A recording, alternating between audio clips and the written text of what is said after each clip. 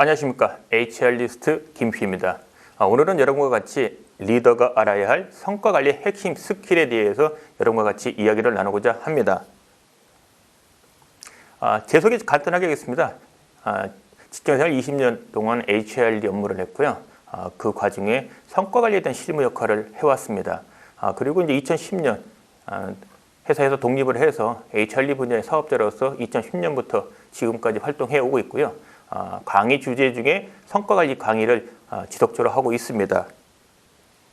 지금 보시는 것처럼 성과관리 관련해서 일반 기업체, 그다음에 공공, 그다음에 비영리 조직, 그리고 회사 규모, 업종 규모 불문하고 성과관리 주제에 대해서 많은 강의를 해오고 있습니다.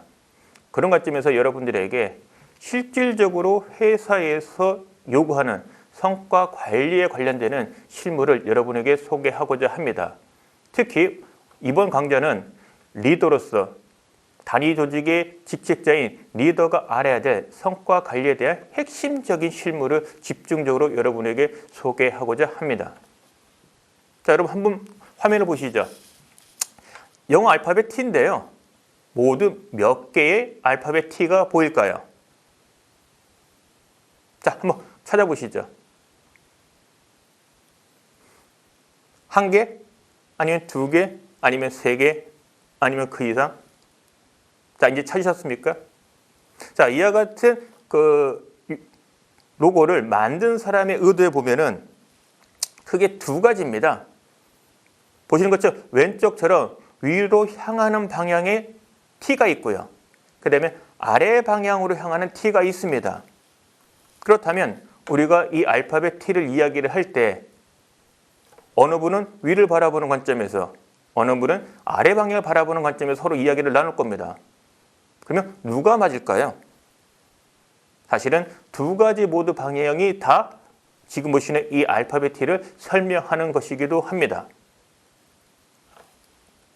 오늘 여러분에게 소개하고자 하는 성과관리의 핵심 스킬은 특히 리더가 알아야 될 성과관리에 대한 핵심 스킬은 이미 잘 알고 있는 성과관리에 대한 이야기이면서 동시에 오늘 강좌를 통해서 여러분에게 조금 더 성과관리에 대한 실무적인 시각과 스킬의 폭을 넓혀드리고자 합니다.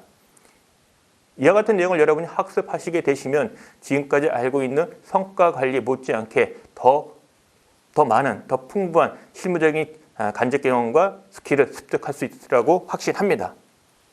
학습 목표입니다. 세 가지입니다. 당연히 단위 조직의 리더이시니까 리더의 역할에 대해서 스스로 자각하고 있어야 됩니다. 따라서 오늘 강좌를 통해서 여러분에게 리더의 역할에 대한 이해, 그리고 모든 조직, 영리, 비영리 구별 없이 모든 조직에는 성과관리라는 제도가 필요합니다. 따라서 성과관리가 실행이 되려면 단위 조직의 리더 입장에서 성과관리에 관련되는 핵심적인 스킬을 알고 실행할 줄 알아야 됩니다. 끝으로 이 강좌 학습 목표는 성과관리 그 자체를 이해하는 게 중요한 게 아니고요. 말도 안 되는 쉽지 않은 그 목표를 그럼 어떻게 달성할 것인가? 리더 입장에서는 구성원이, 단위 조직 내의 구성원이 그 어려운 목표를 달성을 해야 되는 상황입니다. 따라서 어떻게 하면은 그 어려운 목표를 달성할 것인가에 대한 방법에 대해서도 여러분에게 알려드리고자 합니다. 진행 순서입니다. 비록 강의 시간은 길진 않지만 대개 이와 같은 성과관리 교육을 온전하게 우리가 이야기해서는 보통 이틀짜리, 실습을 포함해 이틀, 실습을 빼면은 하루 정도 분량으로 8시간 분량으로 해서 성과관리에 대한 개념, 프로세스, 중요성, 그 성과관리 프로세스의 각 단계별의 목표 설정과 배정, 성과 점검과 피드백, 평가, 구성원 역량 개발 면담 등 이와 같은 전반적인 프로세스를 다 다루려면 약 하루 정도 분량이 필요합니다. 오늘은 특별히 동영상을 통해서 엑기스 되는 것만 담았습니다. 그래서 성과관리의 핵심은 리더의 역할을 알고 그 역할 속에서 개인의 목표와 회사의 목표를 균형 있게 설정하는 방법, 그리고 성과관리에 대한 필요성, 그리고 성과관리의 핵심적인 스킬에 대해서 집중적으로 소개를 하고자 합니다. 세부적인 내용은 보시는 것처럼 여러분이 화면을 봐주시기 바랍니다. 그리고 끝에는 효과적인 목표 달성 방법에 관련된 아주 엑기스적인 실무적으로 쉽고 효과가 큰 방법을 몇 가지 소개해 드리겠습니다. 그러면 첫 번째, 리더의 역할에 대해서 살펴보도록 하겠습니다. 지금 보시는 것은 저성과 조직의 특징이 무엇인가를 알아보기 위한 서베이를 하면은 대략 10가지 정도의 요인이 나옵니다. 나중에 여러분들, 시청하시는 여러분들도 여러분 소속된 회사에 한번 서베이를 한번 해보십시오. 성과가 낮은 조직, 저성과 조직의 특징으로는 대략 10가지가 나오는데요. 제가 질문 하나 드리겠습니다. 이 10가지 중에 순수하게 리더의 목에 해당하는 그 요인은 몇 가지일까요? 그리고 순수하게 구성원에 관련되는 요인은 모두 몇 가지일까요? 어느 게 더 많을까요? 물론 구성원과 리더의 탓이기도 합니다. 공통적인 것도 있고요. 자, 질문 드립니다. 이 10가지 중에서 오로지 리더의 목, 리더의 탓에 해당하는 것은 모두 몇 가지일까요? 자, 정하셨습니까? 많겠습니까? 아니면 보통입니까? 아니면 적겠습니까? 이제 서베이를 해보면요. 이 안에 10가지 중에 보시는 것처럼 1번, 2번, 3번 이 세 가지는 오로지 리더의 목입니다.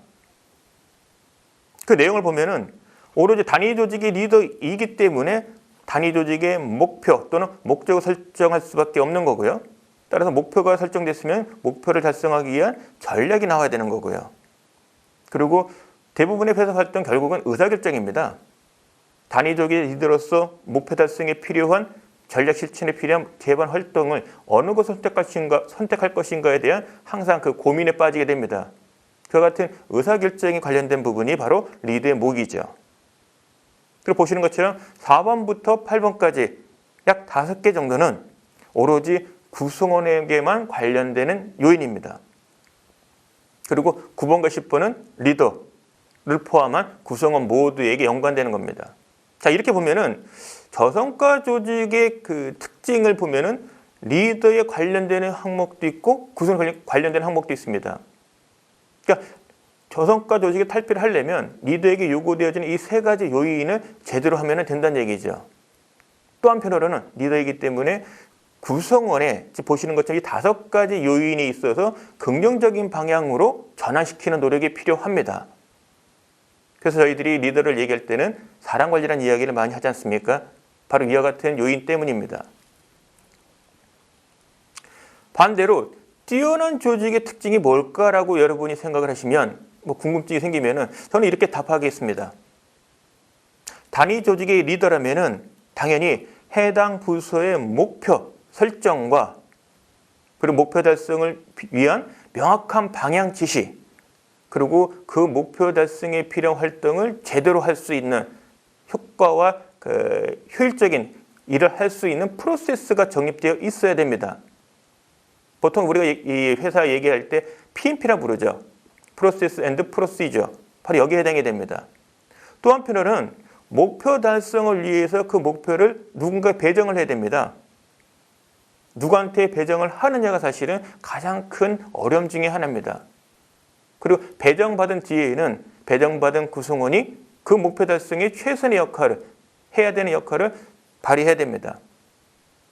따라서 뛰어난 조직의 특징을 보면 단위 조직의 목표가 명확하고 목표 달성의 방향성이 명확하고 그것을 실천할 수 있는 프로세스가 명확하고 또한 그 일을 담당하고 있는 담당자와 역할에 대한 책임과 권한에 대한 것이 명료하다고 말합니다. 여러분의 조직은 이 세 가지 중에 강점과 약점이 무엇일까요? 리더라면은 이 세 가지가 균형되게 발전되도록 노력하셔야 됩니다. 지금 보시는 자료는 직책자로서 요구되는 역할입니다. 우리가 흔히 그 단위 조직의 리더를 또는 직책자라고 부릅니다.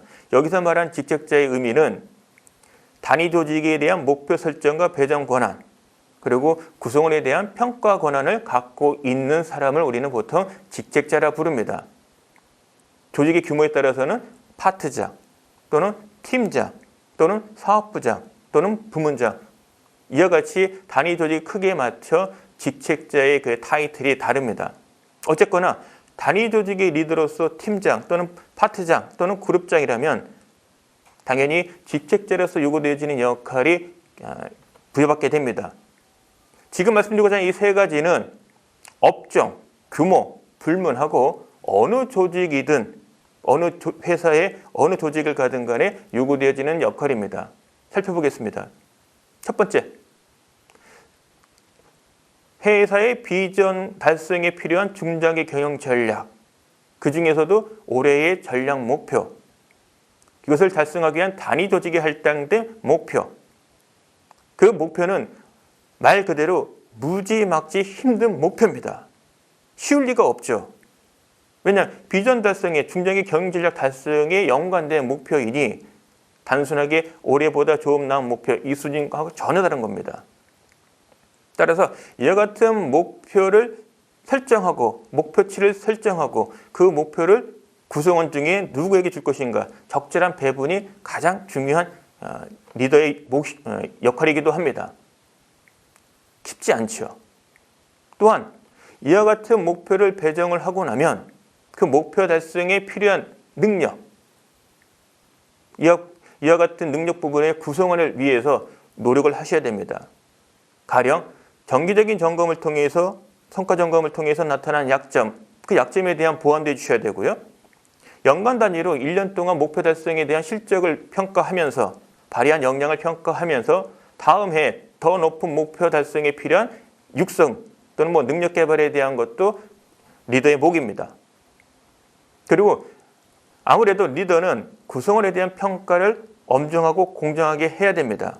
설령 평가의 값이 낮게 나오더라도 그 값을 구성원이 수용할 수 있도록 해야 됩니다. 쉽지 않죠. 결국은 이 세 가지가 잘 연계되고 잘 운영이 되었을 때 목표 설정과 육성과 평가에 대한 구성원의 불만이 줄어들게 됩니다. 만약에 인사평가에 대한 불만이 많다면 그것은 다른 의미로는 목표 설정과 목표치 설정, 평가 척도, 평가 방법 등에 있어서 구성원의 불만이 있다는 이야기입니다. 또한 구성원의 역량 개발, 능력 개발에 대한 부족함이 있다는 의미이기도 합니다.